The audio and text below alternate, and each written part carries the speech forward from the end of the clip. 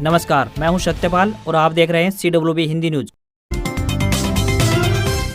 शक संवत 1947 विक्रम संवत 2082 आज श्रावण मास के शुक्ल पक्ष की सप्तमी तिथि और दिन गुरुवार है। तदनुसार अंग्रेजी तारीख 31 जुलाई सन 2025। सबसे पहले आज की सुर्खियां। 2 अगस्त को मिलेगी पीएम किसान की 20वीं किस्त। पीएम मोदी वाराणसी से जारी करेंगे। 9 करोड़ से ज्यादा किसानों को मिलेंगे 2-2 हजार रुपए। हरियाणा सरकार ने की लाडो लक्ष्मी योजना की तैयारी, केवल इन महिलाओं को मिलेगा लाभ, बताएंगे पूरी अपडेट। चंडीगढ़ में आई जेबीटी टीचरों के पदों पर भर्ती, ऑनलाइन माध्यम से करे आवेदन, जानिए पूरी अपडेट। भिवानी महेंद्रगढ़ लोकसभा सांसद ने उठाया बीमा क्लेम फर्जीवाड़े का मुद्दा। धर्मवीर सिंह संसद में बोले 300 करोड़ की जांच हो, किसानों को मिले मुआवजा। हरियाणा के हर गांव में जाएगी रोडवेज बस, सभी महाप्रबंधकों को लेटर हुआ जारी। सूबे में 7243 गांव हैं। अनिल विज बोले जो वादा किया वो निभाया। हरियाणा में नए कलेक्टरेट पर सीएम की मंजूरी। रजिस्ट्री के लिए 3 अगस्त तक अपॉइंटमेंट शुरू की। 4 अगस्त से नई दरों पर होंगी रजिस्ट्रियां। Haryana group D CET registration के लिए जल्द खुलने जा रहा है पोर्टल। अगस्त के आखिरी हफ्ते में एग्जाम संभावित। हरियाणा के शहरों में 3 दिन में मिलेगा बिजली connection. Right to service act में शामिल किया गया। गांव के लिए भी दिन तय। सोनीपत सिविल अस्पताल की बदलने जा रही है तस्वीर। 178 करोड़ रुपए के विभिन्न प्रोजेक्ट्स को मंजूरी। लोहारू पॉलिटेक्निक में रिक्त सीटों के लिए आवेदन। वेबसाइट से फॉर्म करें डाउनलोड। 5 अगस्त तक करवाना होगा जमा। हरियाणा में 1.5 गुना कलेक्टर रेट देकर सामलात भूमि पर मिलेगा कब्जा। सरकार ने लिया बड़ा फैसला, बताएंगे पूरी खबर। प्रधानमंत्री फसल बीमा योजना का अंतिम दिन आज। फसलों के लिए प्रीमियम दरें निर्धारित, नुकसान की भरपाई का है प्रावधान। दिल्ली एनसीआर में इस हाईवे पर संभल कर करे सफर, गलती करते ही ANPR कैमरों से कट जाएगा चालान। Haryana CET update. चारों शिफ्टों के एग्जाम के 16 पेपरों की आंसर की हुई जारी। आपत्ति दर्ज करवाने के रुपए देने होंगे। हरियाणा SSC चेयरमैन बोले रिजल्ट 1 महीने में होगा जारी। ट्रंप ने भारत पर 25% टैरिफ लगाने का ऐलान किया। कहा भारत रूस से हथियार व तेल खरीद रहा, इसलिए जुर्माना भी वसूलेंगे। 1 अगस्त से लागू। रूस में दुनिया का 6ठा सबसे बड़ा भूकंप आया। 8.8 रही तीव्रता। 5 मीटर ऊंची सुनामी उठी। अमेरिका के अलास्का, हवाई, कैलिफोर्निया तक लहरें पहुंची। इसरो नासा का सबसे महंगा और ताकतवर सैटेलाइट निसार हुआ लॉन्च। घने जंगल और अंधेरे में देखने की है क्षमता। 97 मिनट में धरती का चक्कर पूरा करेगा। और ICC रैंकिंग। अभिषेक शर्मा पहली बार नंबर 1 T20 बैटर बने। टेस्ट में ऋषभ पंत 7वें नंबर पर आए। जडेजा लगातार 177 हफ्ते से नंबर 1 ऑलराउंडर। और अब खबरें विस्तार से।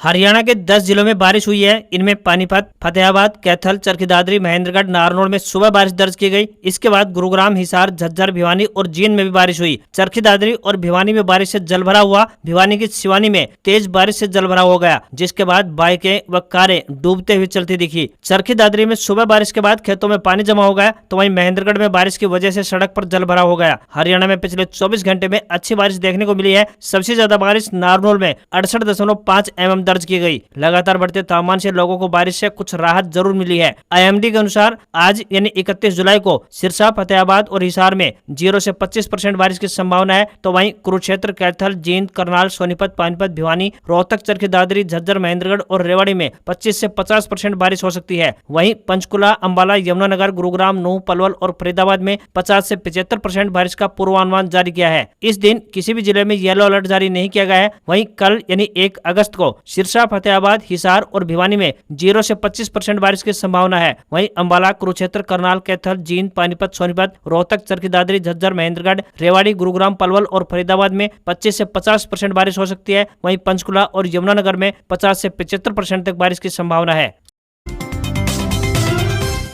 हरियाणा कर्मचारी चयन आयोग यानी HSSC की तरफ से 26 और 27 जुलाई को संयुक्त पात्रता परीक्षा यानी CET का आयोजन किया गया। परीक्षा के बाद सभी उम्मीदवारों को आंसर की का इंतजार था। आयोग की तरफ से परीक्षार्थियों का इंतजार खत्म कर दिया गया है और परीक्षा की उत्तर कुंजी जारी कर दी गई है। अब सभी उम्मीदवार आंसर की से अपने सवाल चेक कर सकते हैं और ये अंदाजा लगा सकते हैं कि उनका स्कोर लगभग कितना होगा। हरियाणा कर्मचारी चयन आयोग की तरफ से परीक्षा की आंसर की ऑफिशियल वेबसाइट पर अपलोड कर दी गई है। इसे लेकर आयोग की तरफ से एक नोटिस जारी किया गया है, जिसमें कहा गया है कि अभ्यर्थी कृपया कृपया ध्यान दें 26 और 27 जुलाई 2025 को 4 शिफ्ट में संपन्न हुई सीईटी 2025 ग्रुप सी परीक्षा के लिए अंतिम उत्तर कुंजी यानी प्रोविजनल आंसर की आयोग की आधिकारिक वेबसाइट पर अपलोड कर दी गई है। अगर किसी भी अभ्यर्थी को उत्तर कुंजी यानी आंसर की से संबंधित किसी भी तरह की कोई परेशानी है तो वे अपनी आपत्ति आयोग को दर्ज करवा सकते हैं। आपत्ति दर्ज करवाने की लास्ट डेट 1 अगस्त यानी कल है। एक आपत्ति के लिए आपको 250 रुपए शुल्क देना होगा।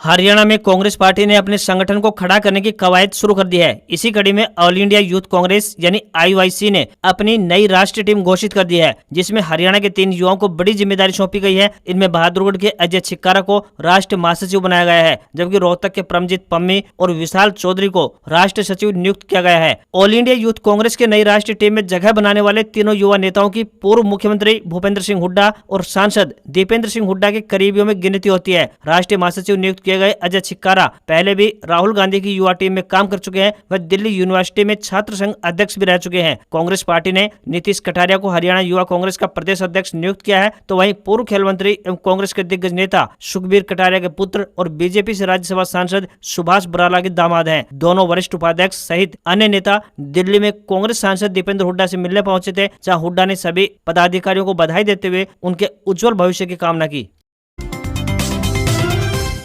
अगर आप किसान हैं तो आज की ये खबर आपके लिए काम की हो सकती है। भारत सरकार के कृषि मंत्रालय की तरफ से प्रधानमंत्री किसान सम्मान निधि योजना से जुड़े लाभार्थियों के लिए एक बड़ा ऐलान किया गया है। जल्द ही उनका इंतजार अब खत्म होने जा रहा है। भारत सरकार की तरफ से 20वीं किस्त की तारीख को लेकर बड़ा ऐलान किया गया है। कृषि मंत्रालय ने बताया कि प्रधानमंत्री किसान सम्मान निधि योजना के तहत सभी पात्र किसानों को 20वीं किस्त के पैसे अगले महीने मिलने वाले हैं। सरकार की तरफ से 6,000 रुपए साल में किसानों के खाते में हस्तांतरित किए जाते हैं। ये राशि एक साथ नहीं डाली जाती, बल्कि 3 समान किस्तों में यानी 2-2 हजार रुपए करके डाली जाती है। 2 अगस्त 2025 को नई किस्त जारी होने जा रही है। पिछली किस्त 24 फरवरी 2025 को बिहार दौरे के दौरान जारी की गई थी। अब 20वीं किस्त को लेकर नई अपडेट जारी कर दी गई है। 2 अगस्त 2025 को उत्तर प्रदेश के वाराणसी से सीधे किसानों के खाते में ये राशि हस्तांतरित कर दी जाएगी। हरियाणा सरकार ने प्रदेश की महिलाओं के लिए बड़ी योजना तैयार की है। लाडो लक्ष्मी योजना के तहत 45,62,000 महिलाओं को 2,100 रुपए प्रति माह की आर्थिक सहायता दी जाएगी। इस योजना का लाभ उन महिलाओं को मिलेगा जिनकी उम्र 23 साल से लेकर 60 साल के बीच है, जिनके पति या पत्नी की वार्षिक आय 3 लाख से अधिक नहीं है। मुख्यमंत्री कार्यालय में इस मुद्दे पर विस्तार से चर्चा की गई है। पहले चरण में गरीबी रेखा के नीचे आने वाली लगभग 25 लाख महिलाओं को 2,100 रुपए प्रति माह देने का प्रस्ताव रखा गया था, जिनकी वार्षिक आय 1,80,000 रुपए तक है। लेकिन केंद्रीय ऊर्जा मंत्री मनोहर लाल खट्टर और मुख्यमंत्री नायब सिंह सैनी ने इस प्रस्ताव को अस्वीकार कर दिया। अब उनके निर्देशों के अनुसार पहले चरण में ही सभी पात्र महिलाओं को ये लाभ दिया जाएगा। शर्त यह होगी कि पति पत्नी की वार्षिक आय 3 लाख रुपए से कम हो और महिला किसी भी प्रकार की पेंशन प्राप्त न कर रही हो। सरकार का मानना है कि योजना को 2 चरणों में लागू करने से लाभ कम और नुकसान अधिक हो सकता है, इसलिए इसे एक ही चरण में लागू किया जाएगा। मुख्यमंत्री कार्यालय में इस पर सहमति बन चुकी है। यह योजना हरियाणा दिवस यानी 1 नवंबर 2025 से प्रारंभ होगी। मुख्यमंत्री इस अवसर पर राज्य स्तरीय कार्यक्रम में योजना का शुभारंभ करेंगे। साल 2025-26 के बजट में लाडो लक्ष्मी योजना के लिए 5,000 रुपए करोड़ का प्रावधान रखा गया है।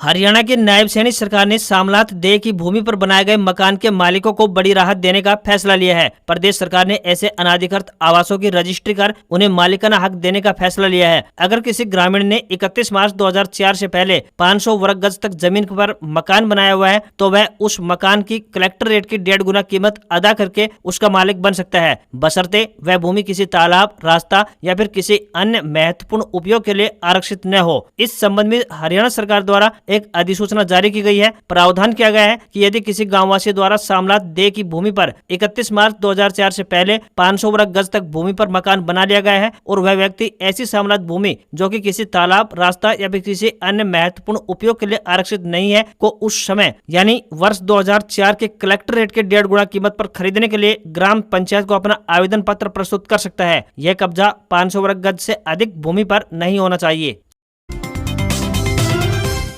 भिवानी महेंद्रगढ़ लोकसभा सीट से भाजपा के सांसद धर्मवीर सिंह ने संसद में बीमा क्लेम के फर्जीवाड़े के मुद्दे को उठाया, जिसमें उन्होंने कहा कि किसानों को उनका मुआवजा दिया जाए और इस मामले की जांच करते हुए कंपनी के खिलाफ कार्रवाई की जाए। सांसद चौधरी धर्मवीर सिंह ने कहा कि भिवानी और चरखी दादरी के किसान धरने पर बैठे हैं। भारत सरकार का बहुत बड़ा फैसला, जिसमें कि फसल बीमा योजना के तहत किसानों को जो नुकसान होता था उसकी भरपाई की जाती थी। प्रदेश में भी बड़ा फायदा मिला, लेकिन खरीफ 2023 के दौरान कपास फसल बीमा निर्धारण करने में जानबूझकर फसल कटाई प्रयोग से प्राप्त हुआ वास्तविक आंकड़ों को नकारते हुए तकनीक आधारित उपज आधारित प्रणाली को अपनाया गया। उन्होंने कहा कि इससे पहले जिला कमेटी ने भी आंकड़ा भेजा था, लेकिन जब हरियाणा में चुनाव का दौर था और आचार संहिता लगी हुई थी, इससे भिवानी और चरखी दादरी में कपास के अंदर लगभग 300 करोड़ रुपया किसानों का स्टेट और सेंटर का जो शेयर था, जो छेमा कंपनी के नाम था, जो दक्षिण में रजिस्टर्ड हुई थी, उस पैसे को लेकर चली गई। कृषि मंत्री से प्रार्थना है कि वह किसानों का पैसा तुरंत दिलवाया जाए और उस कंपनी के खिलाफ कार्रवाई की जाए।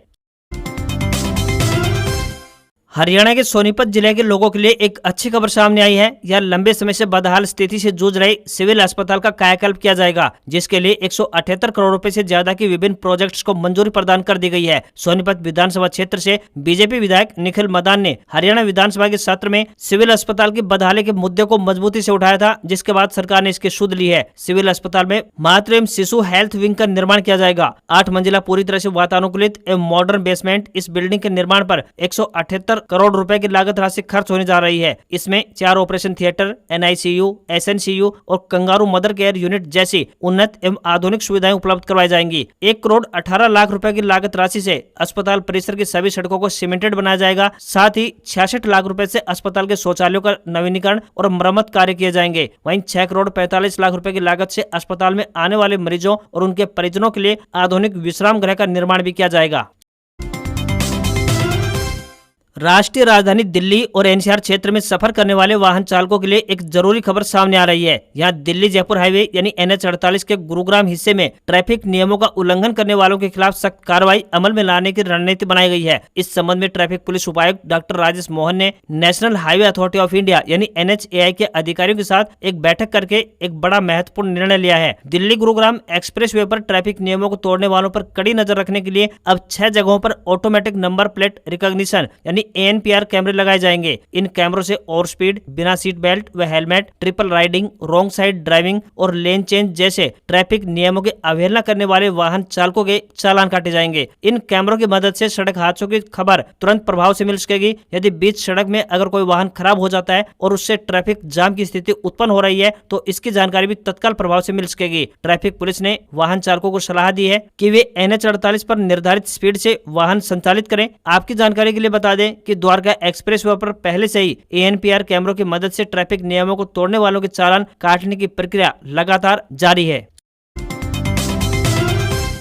हरियाणा के ट्रांसपोर्ट मिनिस्टर अनिल विज ने प्रदेशवासियों को प्रत्येक गांव में बस सुविधा मुहैया करवाने की सौगात दी है। उन्होंने कहा कि राज्य के सभी गांवों में हरियाणा रोडवेज की बसें यात्रियों को सेवाएं देंगी। अनिल विज ने इस संबंध में अधिक जानकारी देते हुए बताया कि प्रत्येक गाँव में ग्रामीणों को बस सुविधा मुहैया करवाने के लिए हरियाणा राज्य परिवहन के महानिदेशक द्वारा सभी महाप्रबंधकों को लिखित आदेश जारी कर दिए हैं। इसके अलावा परिवहन मंत्री अनिल विज ने कहा कि हरियाणा के ऐसे सभी गाँव में हरियाणा रोडवेज की परिवहन सुविधा प्रारंभ की जाएगी जहाँ अभी तक हरियाणा रोडवेज की बस सेवा नहीं पहुँच पाई है, ताकि प्रदेश के प्रत्येक गांव में सार्वजनिक परिवहन की उपलब्धता सुनिश्चित हो सके। हरियाणा में कुल 7,243 गांव हैं। अनिल विज ने कहा कि मैंने जो प्रदेश के लोगों से वादा किया था वह मैंने निभा दिया है। वहीं हरियाणा रोडवेज के बेड़े में बसों की संख्या 5,300 करने की तैयारी भी की जा रही है। अभी की बात करें तो राज्य परिवहन बेड़े में बसों की संख्या को 4,000 के करीब है, जिसे बढ़ाकर 5,300 किया जाएगा।